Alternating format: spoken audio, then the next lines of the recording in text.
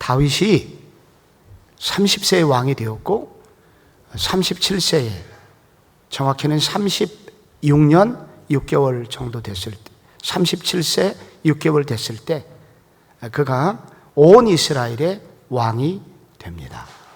그런데 왕이 되자마자 가장 먼저 한 일이 있습니다. 그것은 명실상부한 수도를 정하는 일이었습니다. 헤브론이라고 하는 도시는 남쪽에 후미진 곳에 있어요. 그래서 12지파 모두를 아우를 수 있는 중심부에 있는 남북을 연결할 수 있는 위치에 수도를 정하는 일은 매우 중요한 일이었습니다. 거기에 가장 걸맞는 도시가 있다면 예루살렘입니다. 예루살렘은 지금은 유명하지만 그때까지는 아직은 예루살렘, 유다 전체의 수도는 아니었습니다. 그런데 그 예루살렘을 다윗이 결국은 점령해서 예루살렘의 수도를 만듭니다. 그러니까 오늘날에 우리가 알고 있는 예루살렘은 바로 다윗 시대에부터 수도가 된 거예요.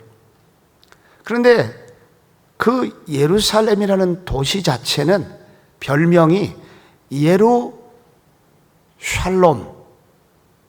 예루샬롬인데 샬롬이 여러분 샬롬 하면 평화잖아요. 그래서 예루살렘은 The City of Shalom입니다. 뜻이. 그래서 왜 거기가 샬롬의 도시냐면 천혜의 요새예요.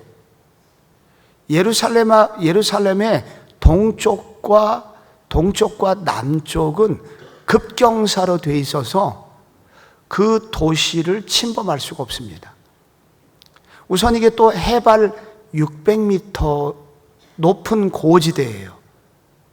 그런데 거기 일정한 규모의 도시민이 살 수 있는 터가 있는데 동쪽과 북쪽이 완전히 절벽이에요. 나머지 두 부분이 급한 비탈이 져 있어요. 그래서 적군이 접근하기가 매우 어려운 지역입니다. 그래서 이 지역은 옛날부터 천혜의 요새였습니다.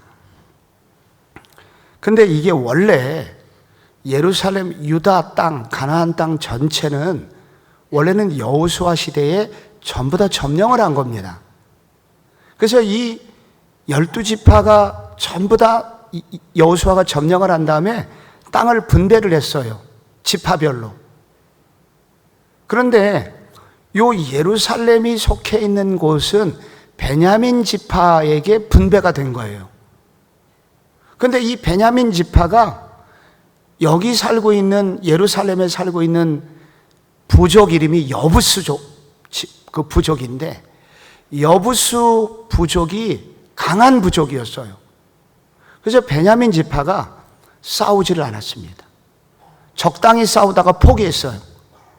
그래서 예루살렘은 지금 여호수아가 점령한 지 온 가나안 땅을 점령한 지 400년이 지났는데도 불구하고 여전히 그 땅은 여부수 지파의 땅이었어요.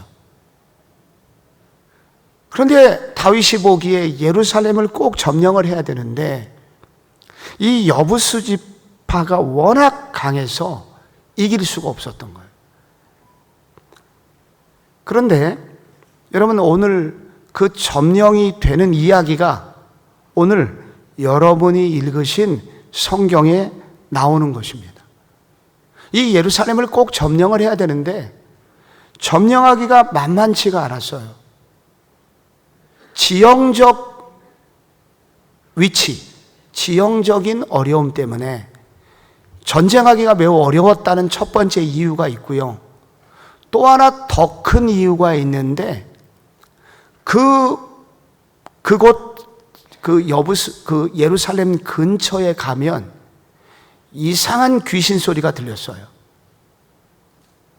거기에는 징그러운 흉상, 끔찍한 흉상, 거대한 흉상이 2개가 있었는데 그것만 봐도 오금이 저린데 그게 때로 움직여요.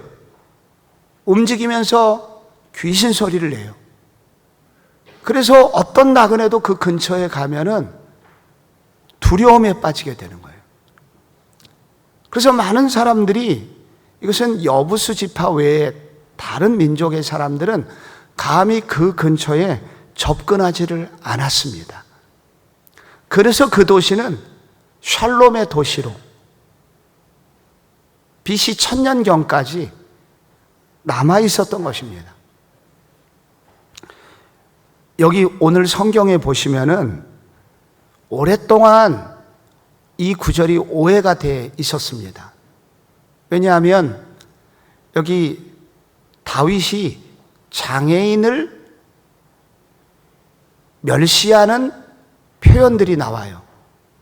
그래서 이 구절들이 이 예루살렘 성에는 장애인이 못 사는 도시라는 오해를 받았던, 그렇게 오해하기에 충분한 구절이 오늘 여기 나오고 있습니다. 우리가 읽은 구절의 6절을 여러분이 주목해서 보시면은 여부수 주민들이 다윗 군대를 향하여 뭐라고 했냐면, 맹인과 다리 저는 자라도 너를 물리치리라. 그러니까 이게 우습게 여긴 거죠. 다윗의 군대를 조롱을 한 것입니다.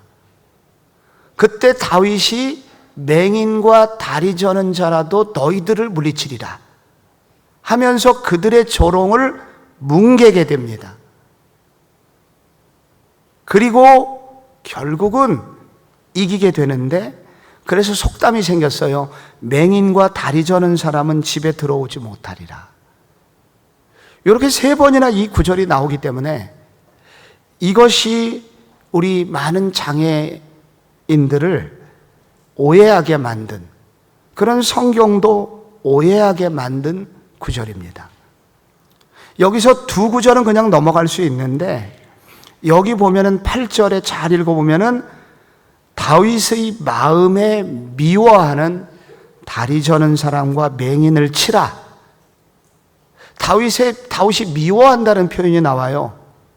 이 부분 때문에 다윗은 장애인을 멸시하는 사람이라는 오해가 됐고, 그래서 예수 믿는 사람 이래도 된다 라고 한동안 이 구절이 많은 오해를 불러일으켰던 구절입니다. 그런데 우리가 분명한 것은 며칠 후에 여러분하고 살펴볼 예정인데, 이 9장에 가면은 다윗이 무비보셋이라는 요나단의 남겨진 아들을 찾아서 궁으로 데려와서 날마다 예루살렘 왕궁 왕의 식탁에서 함께 밥을 먹어요. 무비보셋은 다리가 불편한 사람이었습니다. 다윗은 장애를 가진 사람을 존대했고 사랑했습니다. 그래서 이게 다윗의 미워하는 이라는 이 표현은 장애인들을 향하여 그런 것이 아니라는 것을 우리는 사무엘하 전체 문맥을 읽어보면 분명히 이해할 수가 있습니다. 그러면 다윗이 왜 여기 다리 저는 자와 맹인과 다리 저는 자를 미워한다는 이런 표현이 여기에 나오는 것인가? 오랫동안 이 구절은 오해가 됐었는데, 중세 때 프랑스에 살고 있었던 유대인, 프랑스계 유대인 랍비 게르소니데스라는 아주 존경받는 구약학자가 있었습니다. 이분이 이 해석을 다 정상으로 돌려놨습니다. 이분의 견해에 따르면은 이 여기에 나오는 여부수 사람들이 그 유대인들을 매우 멸시하기 위해서 그들이 만들었던 흉상 2개가 있는데, 그것은 유대인들의 조상 중에 장애를 가진 2사람을, 대표적인 사람을, 그들을 이야기를 끌어다가 그렇게 그들을 조롱하는 형상을 만들었다는 거예요. 여러분, 성경 창세기에 아브라함부터 4명의 족장이 나옵니다. 이 중에 2명이 장애가 있어요. 먼저 야곱을 생각해 보세요. 야곱이 야복 나루터에서 기도를 하다가 천사와 씨름하다가 한도뼈를 얻어맞았죠. 그 다음부터 성경에 보면은 그가 다리를 절었습니다. 그래서 야곱은 다리에 장애가 있었어요. 그게 다리 저는 자예요. 근데 이삭이 있죠. 두 번째 아브라함의 아들. 이삭은 나이가 들자 아들을 분간하지 못하는, 눈이 멀었다는 성경의 표현이 나와요.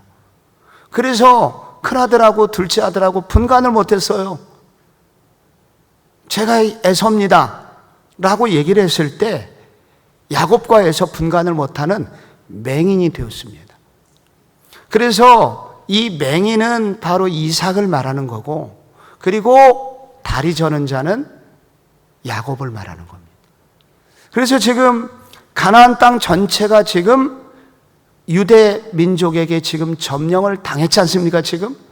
그런데 여부수 지파 사람들은 꾀를 내서 어떤 일을 했냐면 그들 족속 중에 아주 약한 두 사람을 골라가지고 여부수 입구에 다리 저는 자, 그 다음에 맹인의 아주 괴기스러운 흉상을 만들어 놓게 된 것입니다.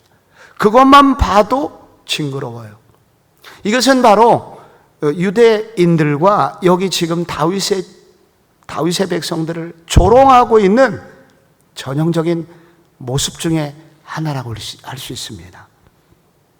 그런데 여기 성경을 읽어보면은 지금 여기 다윗이 이들을 이기는 방법이 8절에 나와요. 8절에 어떻게 나오냐면 그날에 다윗이 이르기를 누구든지 여부수 사람을 치거든 물 깃는 데로 올라가서 다윗의 마음에 미워하는 다리 저는 사람과 맹인을 치라고 합니다. 물 깃는 데가 나옵니다. 물. 예루살렘이라는 도시가 천혜의 요새였지만 이런 곳의 가장 큰 약점은 물이 없다는 거예요. 물이 없으면 도시가 안 됩니다. 그런데 예루살렘은 가능했어요. 왜 가능했느냐?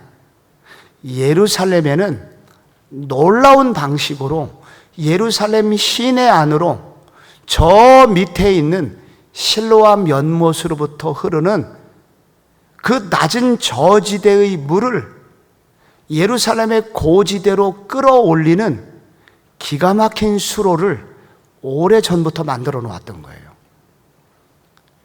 예루살렘의 그 성벽 바로 바깥에 수직으로 기온샘이라는 우물이 있습니다.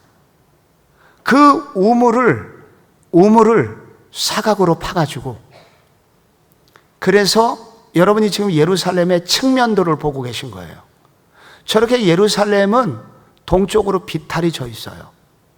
비탈이 져 있는 저기에 저 밑에 있는 성벽 예루살렘 도시 성곽 밖에 있는 기온샘이라는 저기 실로암 연못으로부터 흐르는 그 우물물을 밑에 동굴을 파가지고 수직 사선으로 된 수직 동굴을 파서 예루살렘 성곽 안으로 그 물을 끌어들인 것입니다. 이것을 정교하게 판 사람은 나중에 히스기야가 이 부분을 정교하게 파지만은 요런 예루살렘의 비밀 수로가 있다는 것을 오랫동안 몰랐었습니다. 그런데 1867년에 찰스 워렌이라는 이 영국분인데, 이분이 예루살렘을 방문해서 이 탐험가가 이 성경을 연구하고 이상한 부분이 있었거든요. 그래서 옛날에 고고하게 그런 연구를 토대로 해갖고 이분이 예루살렘을 연구하다가 이 기온샘과 여기에 연결된 비밀 수로를 발견하게 되는데, 약 기온샘으로부터 직선으로 위로 12m를 끌어올려서 일종의 도로래를 이용해서 물을 퍼올리는 방식으로 물을 저장하고 그 저장한 물을 지하 수로를 연결해 가지고 예루살렘 시내로 옮겼는데, 낮은 포복으로 한 600m 정도를 가서 위에 거대한 통로가 있어서 그걸 밀고 나왔더니 예루살렘 시내 한복판으로 나오게 되었다는 거예요. 그래서 이때 발견한 사람의 이름을 따서 월원의 수로라, 통로라 라고 하는 별명이 붙게 된 건데, 알고 보니까 이게 BC 2000년경부터 이런 수로가 있었다는 것을 고고학에 의해서 발견을 하게 된 겁니다. 그러니까 다윗이 여기를 점령하기 전 1000년 전부터 이런 수로가 있었던 거예요. 이 여부수 사람들은 바로 이와 같은 거대한 흉상을 만들어 놨는데, 알고 보니까 이 흉상은 저 밑에 도르래와 연결이 돼 있고, 두레박질하듯이 이 팔뚝이 막 움직이는 것들은 바로 여부수 사람들이 물을 깃는 거예요. 그래서 이 흉상이 움직일 때마다 도르래의 저 지하로부터 내려오는 굉음 소리가 귀신 소리처럼 들렸고, 그래서 주변에 가기만 하면 오금이 저렸던 거예요. 다윗은 이것을 어떻게 알았을까요? 이게 모두 다 두려움에 떨고 있고 큰일 났다라고 생각했던 그런 상황 속에서 다윗은 바로 여부수 사람들이 이것을 수로로 쓰고 있다는 사실을 다윗은 어떻게 알았을까요? 다윗은 정확하게 지적을 하잖아요.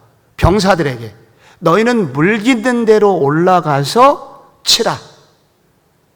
그래서 흉상을 만들어 놓은 저 흉상, 다리 저는 자, 우리를 조롱하고 있는 저 이삭을 조롱하고 우리 조상 야곱을 조롱하는 저 흉상을 만들어 놓은 여부수 족속을 치라 하면서 어떻게 명령을 내렸을까요? 우리는 성경을 통해서 그동안 이 사무엘 사를 읽으면서 한 가지 분명히 알 수 있는 것은, 다윗은 전쟁을 앞두고 큰 문제, 작은 문제 늘 하나님께 기도했다는 거예요. 기도는 어떤 것이냐면, 기도는 참 신기한 거예요. 기도는 살아계신 하나님과의 만남이잖아요. 살아계신 하나님은 모든 지혜를 다 가지고 계시잖아요. 그래서 하나님께서 기도하는 사람들에게 종종 주시는 은혜는 뭐냐면 적군의 틈새를 보여주시는 거예요. 어떤 생각이 드는 거예요.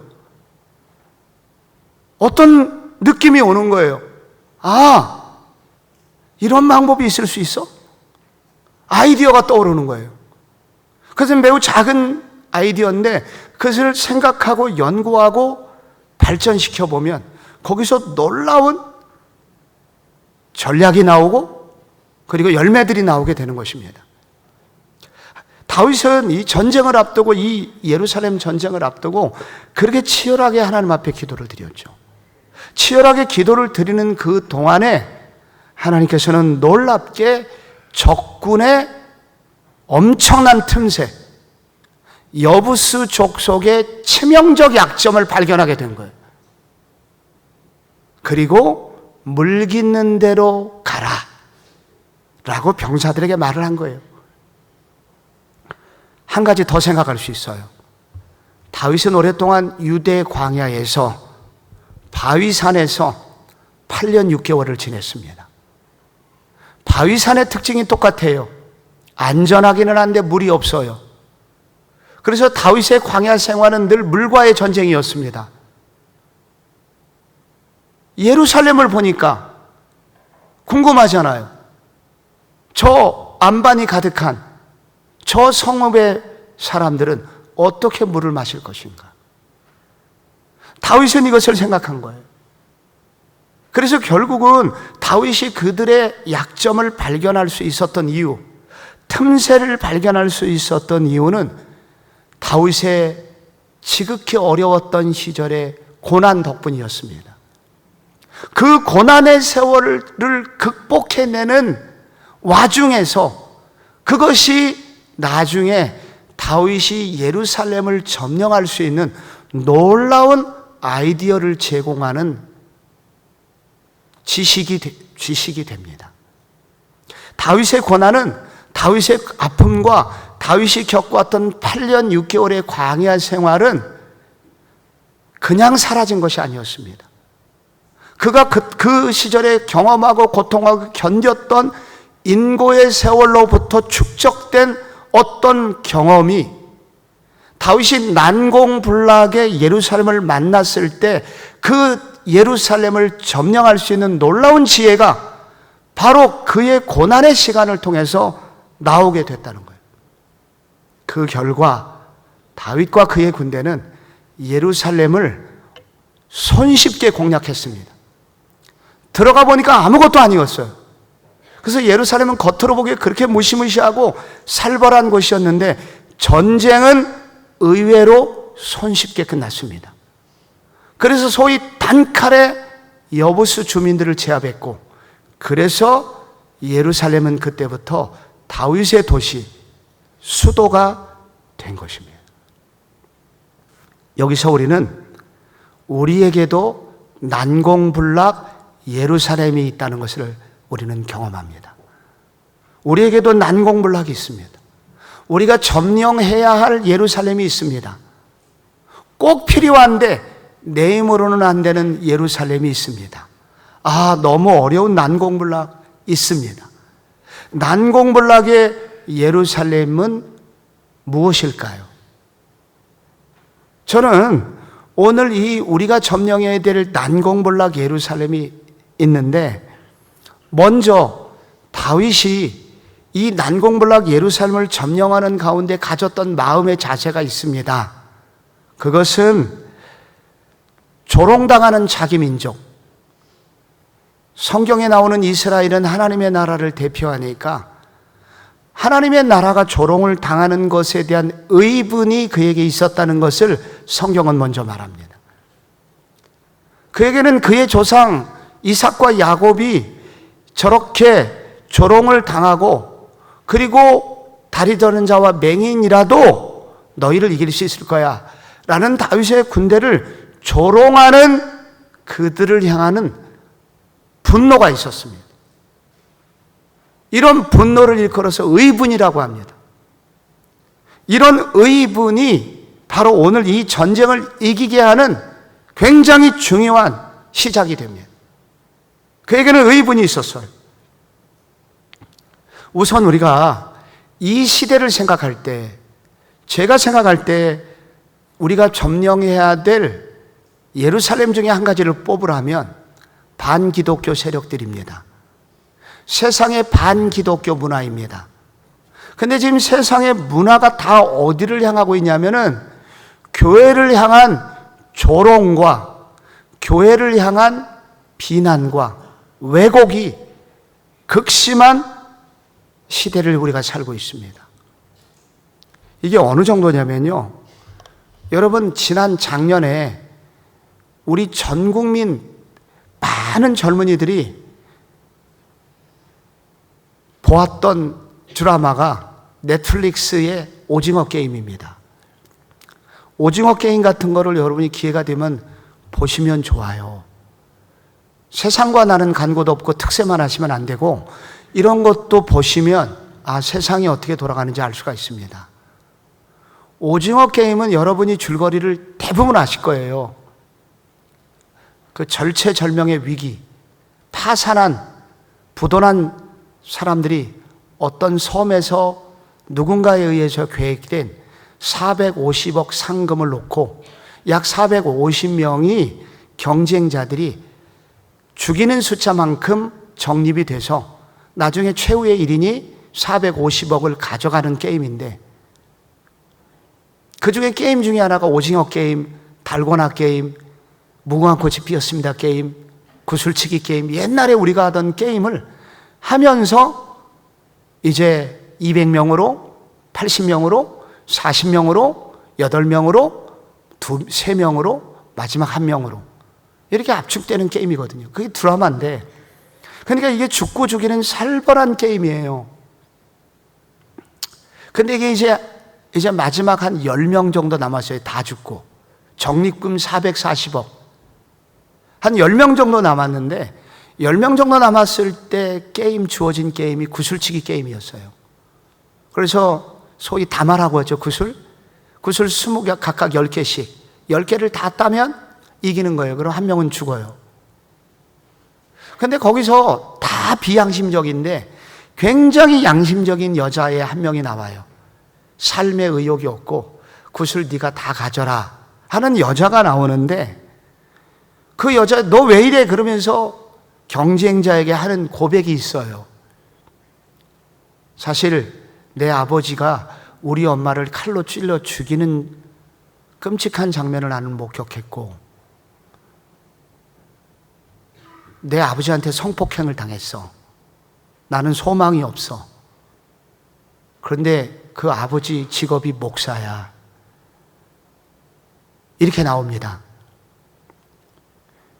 이런 거를 문학에서, 이건 전혀 있을 수가 없는 건데, 문학에서 이렇게 쓰면 안 돼요. 이거를 뭐라고 그러냐면 전혀 개연성이 없어요.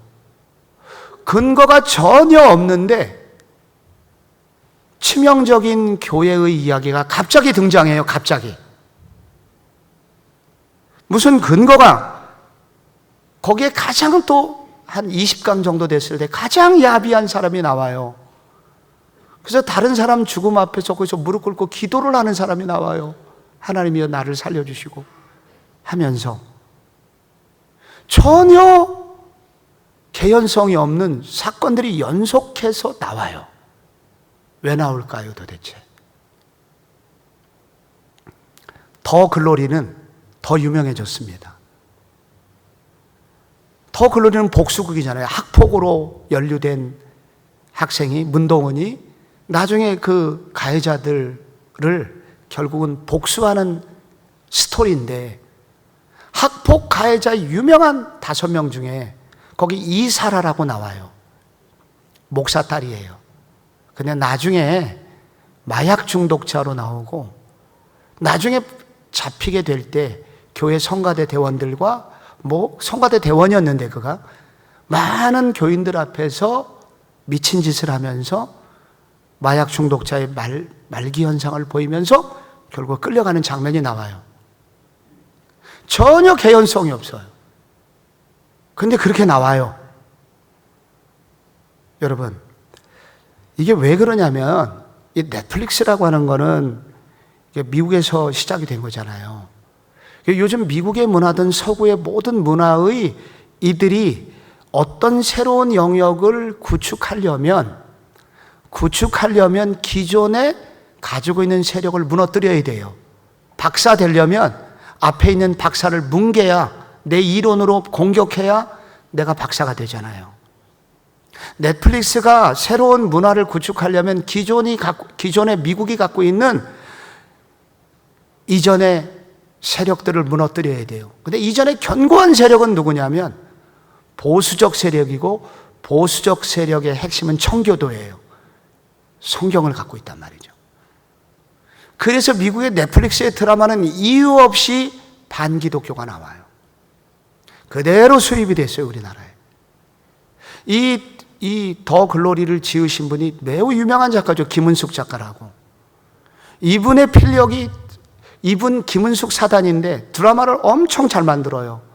미스터 선샤인, 이병헌 나오는 거 있잖아요. 대단한 인기를 끌었었죠.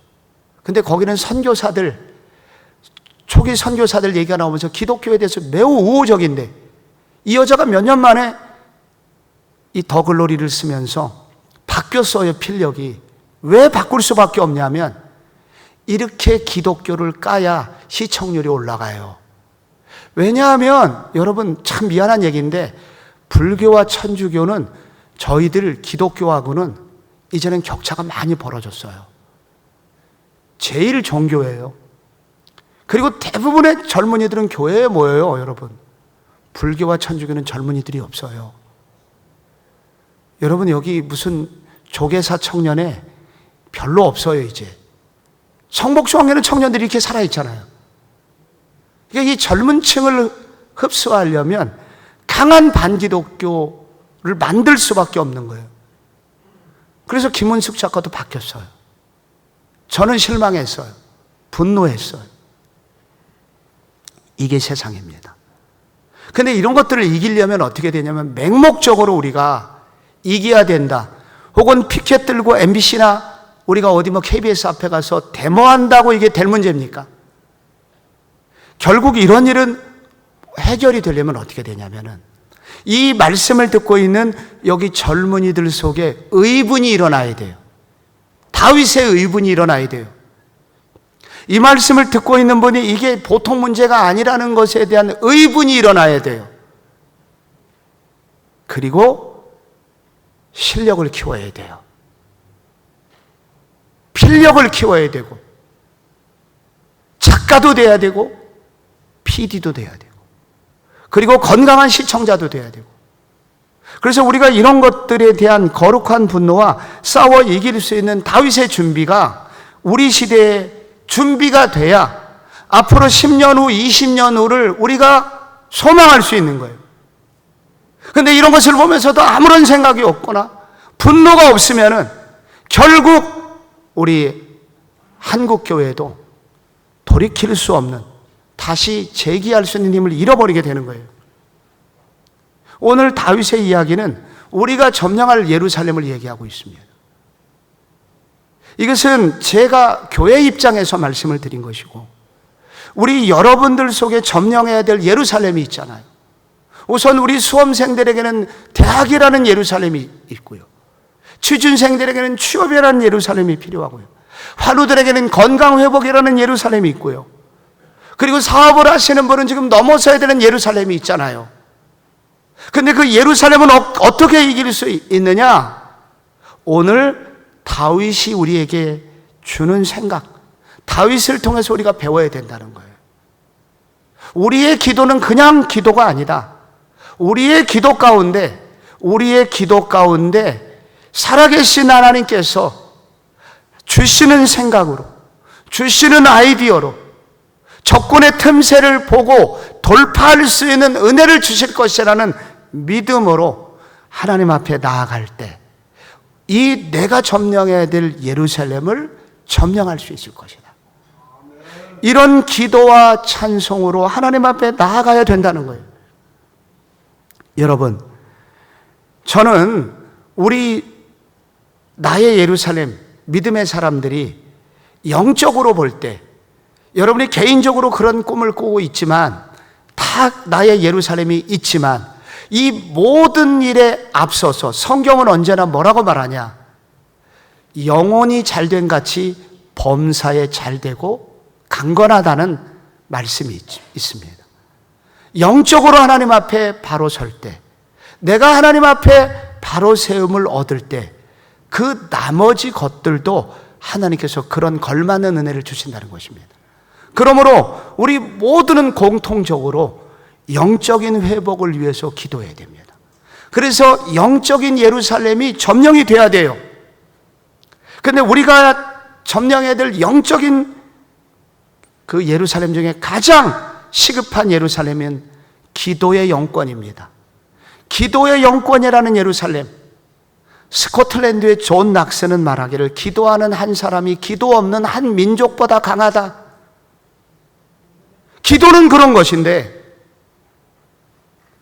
이 믿음의 선배들은 그래서 기도의 자리를 목숨 걸고 지켰는데, 어느 날 어느 순간부터, 특히 코로나19가 오면서 많은 사람들이 마땅히 기도해야 될 자리에서 코로나 문제가 해결됐음에도 불구하고 돌아오지 않는다는 거예요. 그래서 우리가 회복해야 될 영권 중에 가장 먼저 시급한 영권은 기도의 영권이 회복되는 것입니다. 사탄은, 여러분, 우리가 성경을 많이 읽는 것을 두려워하지 않습니다. 사탄이 두려워하는 유일한 것은 기도를 두려워해요. 기도하는 사람을 두려워합니다. 그래서 우리가 점령해야 될 이 모든 문제는 기도의 부족에 있음을 알고, 내가 기도하는 사람이 되는 것, 기도의 사람들이 일어나는 것, 기도의 자리에, 새벽에, 금요기도에, 우리가 이 기도의 자리에 우리가 함께 있고 기도를 통해서 영혼이 깨어날 때 이 모든 나머지 예루살렘도 점령되게 됩니다. 그래서 우리 가운데 이 다윗을 통해서 우리가 배울 수 있는 거, 다윗은 치열하게 문제 앞에 있을 때, 전쟁을 앞두고 이렇게 치열하게 기도하지 않았는가? 다윗의 영성은 어디로부터 나오는가? 기도의 영성에서 나온다는 거예요. 다윗의 시편 150편 중에 72편이 다윗이 진 겁니다. 전부 다 기도예요. 전부 다. 기도로부터 시작된 기도문이 시가 됐고 그 시가 노래가 돼서 찬송이 된 것입니다. 다윗의 거침없는 영성의 핵심이 뭐냐? 기도의 영성인 거예요. 그는 광야에서 기도했고, 그러나 광야가 끝난 새로운 일상 주셨을 때 그는 모든 문제 앞에서 기도했고 예루살렘 앞에서 기도했고, 그래서 오늘 우리가 읽었던 5장 10절에 만군의 하나님 여호와께서 함께 계시니 다윗이 점점 강성하여 가니라. 저는 하나 더 우리에게 말씀드린다면 우리가 꼭 교육되어야 되는 것 중에 또 하나가 전도의 영성이에요. 우리가 이 교회의 전제 목적이 전도에 있는데 복음을 전하는 것을 통해서 나 하나 예수 믿어 끝나는 게 아니라 누군가 예수 믿어 주께로 돌아오게 하기 위해서 하나님은 우리를 구원하시는데, 그러나 교회는 언제부턴가 세상이 다 교회를 조롱하니까 내가 복음 전하면 안 들을 거야. 그래서 모두 다 용기를 잃어버렸어요. 그런데 실제로 나가보니까 다윗이, 여부수가 그렇게 두려웠는데 막상 나가보니까 아무것도 아니었어요. 틈새를 뚫고 가보니까 단칼에 여부수는 무찌를 수 있는 곳이었습니다. 지금도 복음이 그런 것입니다. 이번 여름에 우리 교회 청년들을 중심으로 해서 2군데 단기 선교를 갔다 왔는데 안 될 것 같은데 놀랍게 할머니 할아버지들이 전부 다 기다렸다는 듯이 말씀을 받아먹고 복음을 받아먹고 예수 믿겠다고, 전부 다 예수 믿겠다고. 왜 이런 일이 생기느냐? 우리는 사단에 속고 있는 것이죠. 그래서 안 될 것 같다고, 이제 끝났다고, 교회는 다 끝났다고 그렇게 얘기해요. 성경은 말합니다.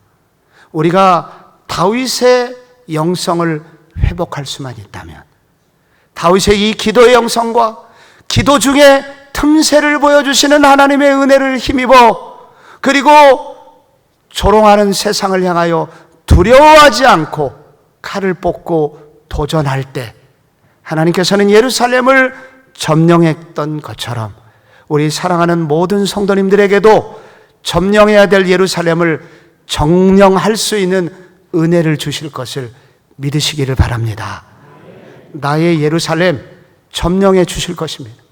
여러분이 점령해야 될 예루살렘은 어디입니까? 오늘 이 새벽에 기도로 끝장내는 새벽이 되시기를 바랍니다. 나의 점령해야 될 예루살렘, 주님의 은혜로 점령하게 하여 주시옵소서. 오늘 그렇게 기도하는 아침이 되시기 바랍니다.